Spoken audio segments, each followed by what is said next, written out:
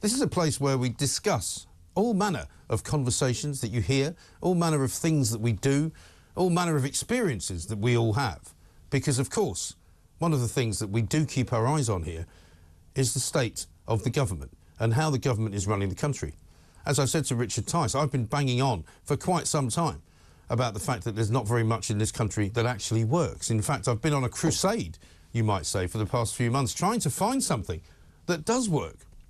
You know, whether it be the illegal migrant crisis, people coming here on boats illegally and walking into Britain and staying here for the rest of their lives. Whether it's you trying to get a doctor's appointment and failing miserably because you can't wait for more than half an hour on the phone. Being unable to get a dental appointment for your children because the NHS dental lists have been closed off in your area and there's nowhere for you to go. The fact that you can't get an appointment to get your hip replaced in a hospital because there's such a backlog. We, in fact, have got the biggest backlog of all time now. They've broken yet another record in excess now of 7 million people waiting for an appointment with the NHS. Whether it's the DVLA, which has picked up its pieces a little bit of late, whether it was the passport office during the last 2 years where you couldn't really get a passport in any time under about 6 months, whether it is in fact the police in this country who don't seem to want to arrest anybody, whether it's the doctors who don't seem to want to treat anybody, whether it is the border force who don't seem to want to stop anybody coming into the country, whether it is the civil service who now want to go out on strike, the nurses who want to go out on strike despite the fact that people might lose their lives as a result. Well, I want to welcome to this particular campaign one Mr. Piers Morgan, who's written a great column in The Sun today called Uncensored. He's saying what we're all thinking. And basically Piers is describing broken Britain, as I just have, because his wife, Celia, yesterday tried to go about 3 miles inside of London during a tube strike, which is the 6th one they've had this year so far, and it was absolute carnage. Chaos, complete and utter chaos. You couldn't move. She ended up getting off a bus, into a taxi, trying to get across town. It was just ludicrous.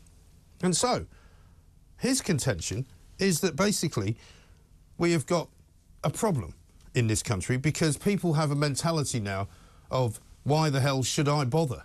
Why should I do that? People work from home. Why should I go to work, they say? Why should I commute? Why should I pay £6 for a sandwich when I can make one for myself at home? Well, it's all well and good. Much of Britain seems to still be suffering from the hangover of 2 years of COVID. But it's not the people who are broken. It's the kind of institutions. There's nothing wrong with the people. The people are absolutely fine. In fact, the people are more resilient than they've ever been because we have to be. We spoke yesterday about those who are less fortunate than ourselves. We know that there are now something like 6 million people who are economically inactive, i.e. they get paid not to work because they don't need to work. Universal Credit has had £8.5 billion stolen over the course of the last year and nobody's doing anything about it. Furlough money was given to companies that didn't exist.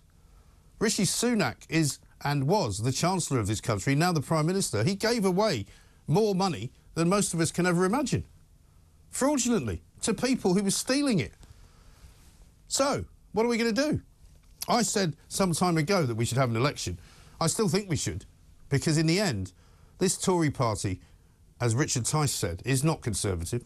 They don't have an interest in reducing taxes. All they want to do is charge you more money and give more of our own money away. Even in Egypt, when Rishi Sunak was there, he was talking about the possibility of actually handing out more money in reparations to countries around the world because we somehow polluted the world 300 years ago.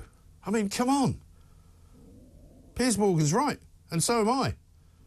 We have a broken country, and it needs fixing. But what it needs is proper leadership. What it needs is somebody with a vision. What it needs is somebody who isn't going to just charge us a load of money and then order us around and tell us what we can't do. What we need is proper government, proper leadership, and right now, I don't think we have it. If Britain is to be fixed from being broken, surely an election has to be the next thing that we do, doesn't it? If only to teach them a lesson. 0344 499 1000